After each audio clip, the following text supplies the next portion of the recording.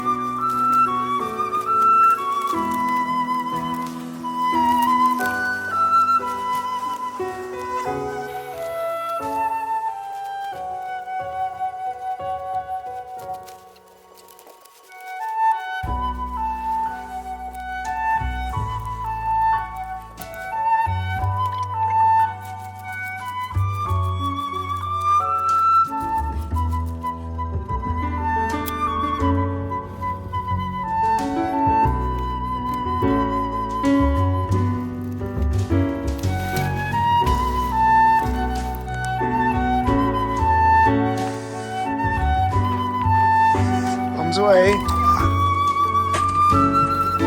Okay.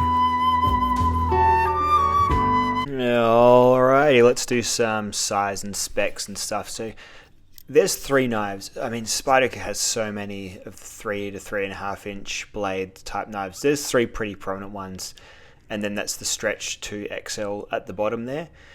So the XL is like an inch longer overall than all of those, but the crazy thing is, you see Paramilitary 2, 106 grams, Stretch Original, 105, Indela, 89, and the Stretch 2 XL, the largest knife, comes in 75 grams. I mean, there's a strength quotient, I suppose, to consider. Like, do you feel like FRN is going to be something that your use will push to the absolute max? Like, what are you doing with your folding knife to need them steel liners? I don't know. There's a thing that some people associate with quality. That's the new Bodacious, by the way, playing with that. And before was the military. There's a thing that people associate with quality, like weight equals quality. But I've actually noticed all the people I've handed the Stretch 2 to have gone, wow, that is like disarmingly light. So that's something I don't think is really perhaps a modern thought anymore. I think people get that it's not always heavy is best. That's the TRM Atom. It's probably my favorite EDC knife, like the one that I recommend to anyone who wants something nice. And this is my Almar Eagle Ultralight. And I show these two because they kind of remind me similarly of knives that are similar to the Stretch, although perhaps a bit nicer. And yeah, I think still that the Stretch, for someone who wants an actual knife and not in any way a toy. Probably the Stretch or the Stretch 2. I think even the Stretch 2, given that it's so much lighter and a little bit of extra blade length for your trouble, I think it's probably the best choice you can make at the moment. Getting something with great steel, just really well put together, really well executed, nice and simple. You can hand this knife to anyone and they'll know what to do with it. You don't have to fiddle around with locks and whatnot. It's really, really good.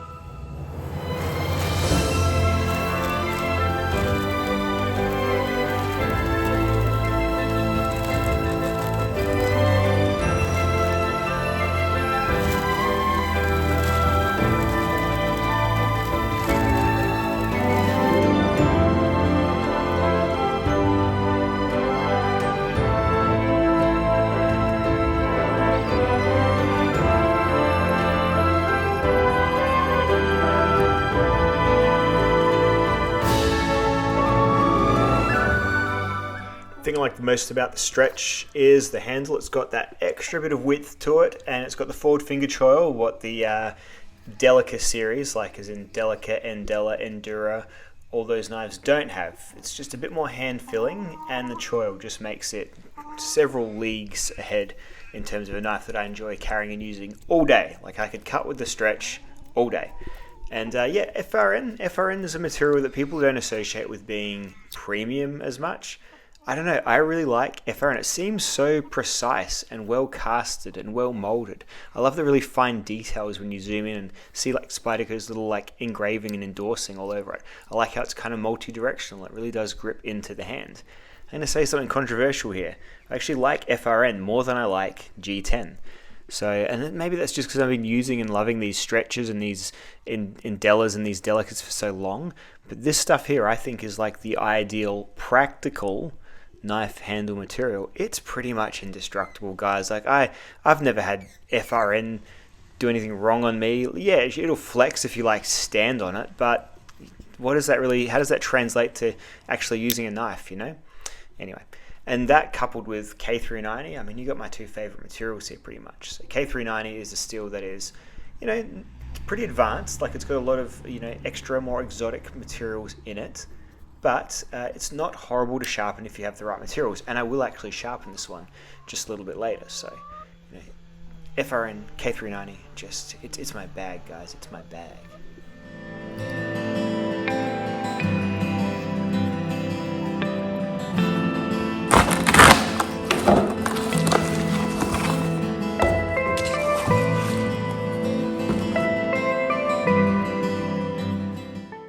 Alrighty, so this is what K390 will do if you don't wash it after you, or like wipe it down after you use it on wets. You know, you want to cut some wets, you got to dry it off afterwards, or else you get the speckles, right? It gets the freckly specks.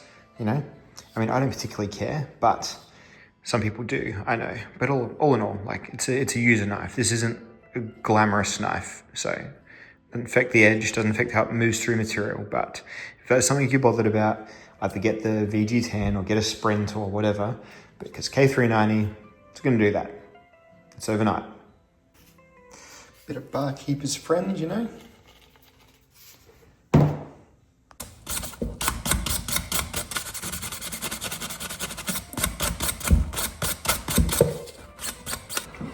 And now they're just tasteful dark spots. They don't look as rusty, but still. Don't like this, just make sure you fuss over it a bit more. Me, I don't care. Sink. Or if you want to, you just put it in a vinegar bath overnight. That just makes it go black, and then you don't really mind what happens to it after that.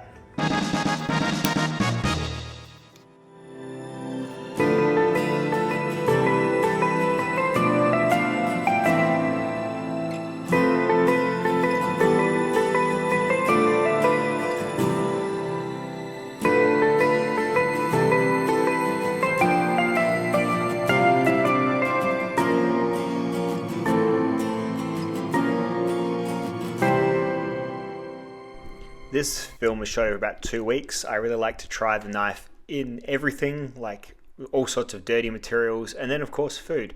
And basically every Spyderco you can move into the kitchen and use as a very, at least competent mini kitchen knife. Something about their flat grinds, because they are ground to cut, not to be strong and not to be tough like Spyderco grinds and knives to be slicers. I think even their more rugged using ones, even that Bodacious, it's got a higher sort of saber grind, still really cuts well. So I always like to run things through this sort of challenge here. I'm making a chicken soup here, so that's why the food's all getting cut really roughly, because this is going into the first broth stage. And then you come around again, you drain all this stuff out, and then you come around and you make a more nicer cut vegetables to have as the actual soup ingredients. And all you're using is the flavored water that all this stuff's going to make when I dump this around a raw chicken and then just boil it for like 2.5 to 3 hours. That's what chicken soup is. That's how we do it around these parts anyway.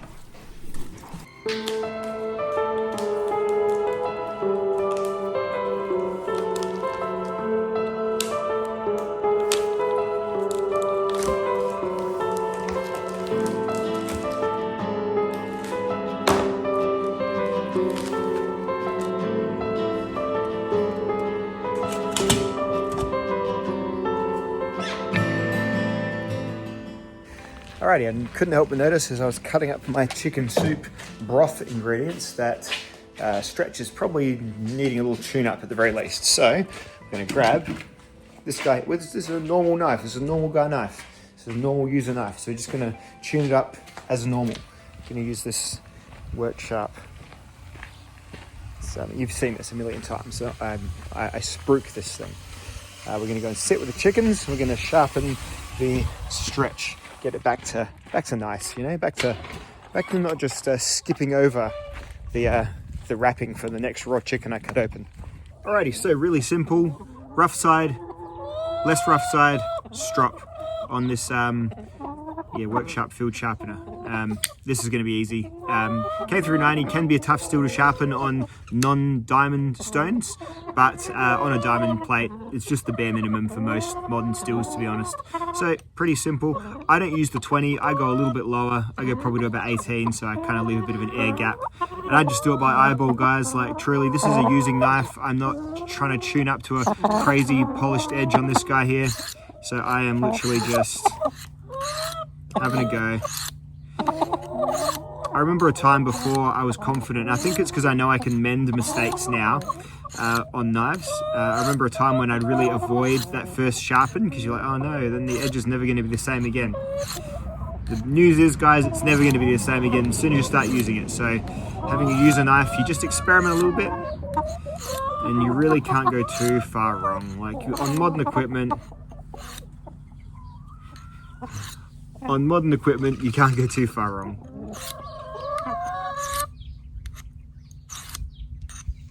Just make sure you get the full length of the blade.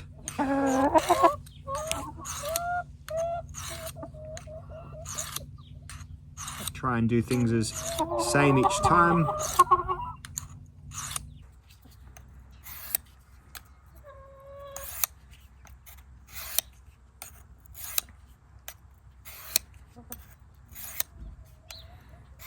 You can tell the stone is cutting the steel because little bits of gradual grey powder builds up.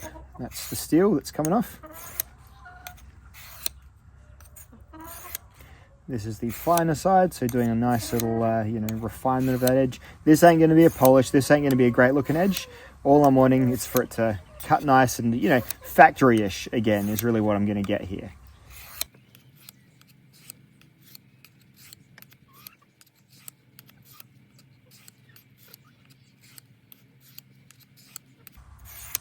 Alright, I'm going to deburr it, just like a little couple of passes on the ceramic there. Do me, and then I'm going to strop it. I've just got some basic compound on this strop. It's the stuff that I think comes on the actual thing, so nothing too crazy, just making sure it's neat again. And I'm fairly certain this guy is going to cut really nicely once again.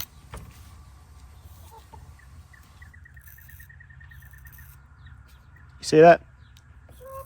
Hair shaving sharp. And before that wasn't, you know, that was bouncing over the wrapper to that whole raw chicken. So there you go. Just, that's what you need, guys. Don't overthink it.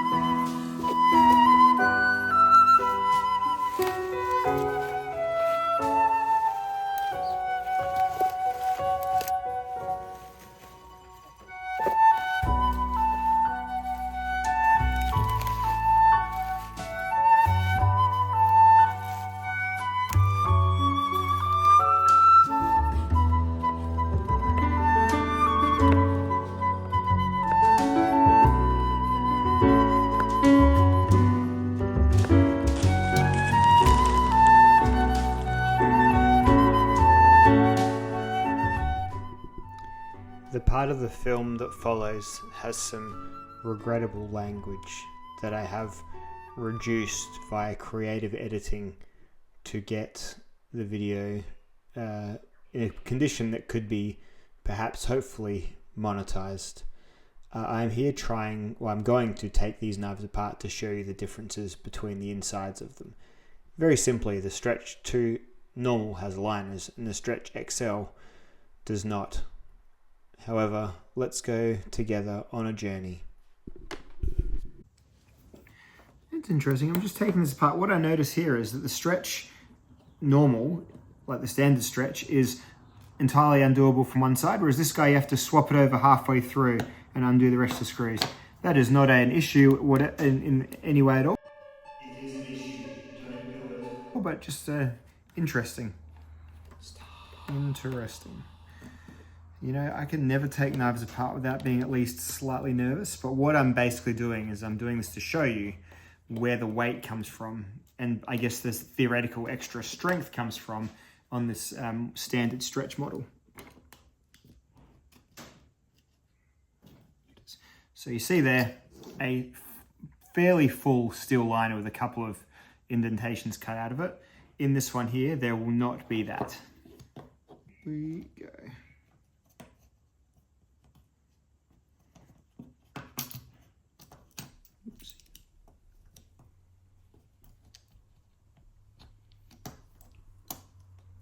I'm making a tit of myself, but yeah, what I'm basically saying is in there it's just raw FRM. I'm too scared to open it anymore.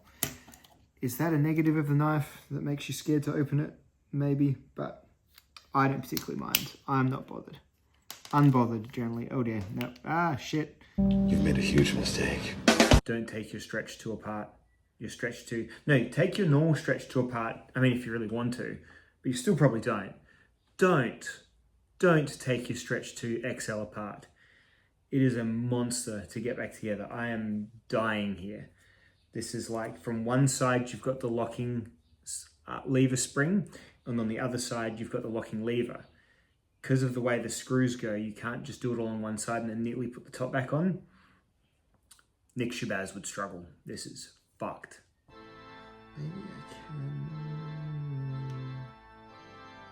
Oh my god, oh my god, oh my god, oh my god, oh my god. Fuck you, Pete. Why have you done this to yourself? The people didn't need to...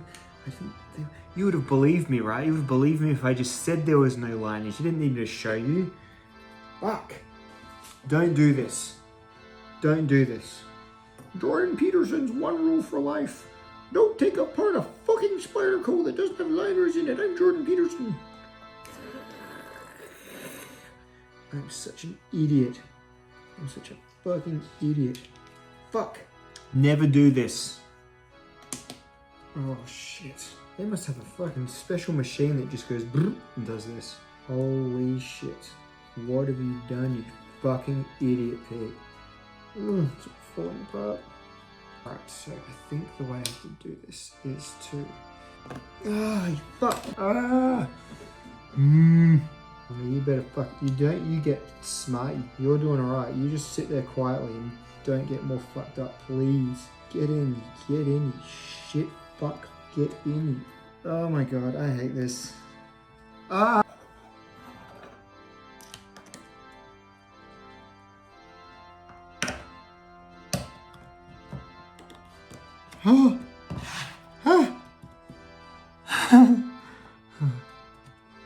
Fucking nobody move. Nobody move. Nobody fucking move.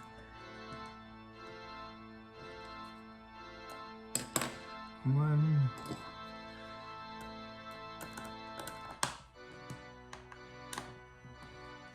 Alrighty. Now where be them screws? Right, they're in kind of in. Are they? Yeah, good. Right. Oh.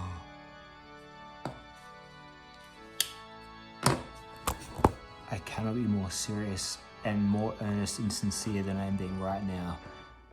Comedy aside, never fucking disassemble your Spyderco Stretch 2 XL. Just don't do it. You don't need to see anything in there. It's very simple. There isn't washers, there isn't liners. It's very simple. Trust me, never do this. Never. All right, so with one massive proviso, I would absolutely recommend the Stretch 2 XL over even my previous stalwart favorite knife, the Stretch 2 Standard. I like the drop point blades, but you know what? Even the more jester foot blade isn't gonna do you wrong in any way, but I just think these look a bit better. That being said, my goodness, never take this apart. Just don't do it. Don't fall into curiosity. Trust me, it's really simple inside, except for when it comes to putting it back together, because that process is hellish. Don't do it. This you can somewhat take apart and clean inside, because it's got metal and because it's got, you know, different parts in it. Maybe that's something you might need to do out of curiosity because it's got washers. This one doesn't have washers. It's just like, it's so basic in there. It's just not basic when it comes to, just don't do it, guys. Don't do it. Anyway, don't want to end the review on a sour note because this is absolutely my go-to recommendable every guy knife for just normal knife guy, normal use. If you want a really high quality EDC, it's going to do all your jobs really, really well. Stretch 2 XL, nice and lightweight. Best, like one of my favorite steels. Steel that cuts for ages. Steel that can really put up with some horrible abuse. As you sort of see the things I'm cutting, ain't easy stuff. Love how it's light. Love how it's sort of a bit more long and slender as well. Really does swing with like the TRM Adam and the Almar Eagle is like one of my favorite knife patterns for sure. Stretch 2 Standard is still just an amazing knife.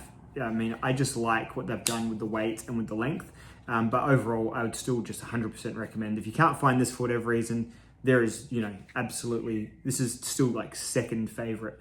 And this is like in that tier of just like normal using knives, like not knives that you're getting as collectibles or to play with or to fiddle around with or as pride pieces or anything like that. Just basic knives. God, the Stretch 2 and the Stretch 2 XL, you really can't go wrong. You really can't go wrong. Unless you take it apart, don't do it. It will fucking ruin your day if you take it apart. So don't take it apart. But otherwise, really, really good knife. Really glad. Thank you, Spyderco, for entertaining this silly little channel, and I appreciate you as well. See you guys. See you in the next video. Goodbye. Oh, don't take it apart, guys. Don't fuck.